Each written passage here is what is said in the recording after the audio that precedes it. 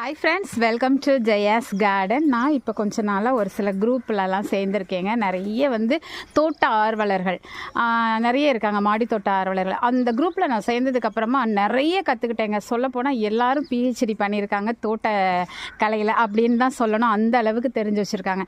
இப்போ எதுக்காக இந்த பதிவு அப்படின்னா, நிறைய பேருக்கு ஐயோ பூ வரமாட்டுக்கு, பிஞ்சு வரமாட்டுக்கு, என்ன ஃபெர்டிலைசர் கொடுக்கறது, எப்படி பார்த்துக்கிறது இப்படின்னு தெரியாமல் குழம்பி போகிறாங்க. நானும் நிறைய வீடியோ போட்டிருக்கேன், ஆனாலும் திரும்ப கேட்குறாங்க.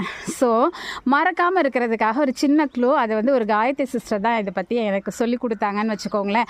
அதாவது நம்ம மாசமாக இருக்கும்போது நமக்கு என்ன தேவைப்படும், நம்ம மாங்காய் புளிப்பான ஆகாரங்கள்லாம் நிறைய சாப்பிடணும்னு நினைப்போம் தெரியுமா, அந்த சத்து அப்போ குழந்தைக்கு தேவை. அதே மாதிரி தான் இந்த செடிகளுக்கும் பூக்களும் பிஞ்சுகளும் வரணும் அப்படின்னாக்க அதுக்கு புளிப்பான ஒரு விஷயத்த கொடுக்கணுங்க. அந்த சத்து அந்த நேரத்தில் தேவைங்கிறத மனசில் வச்சுக்கோங்க.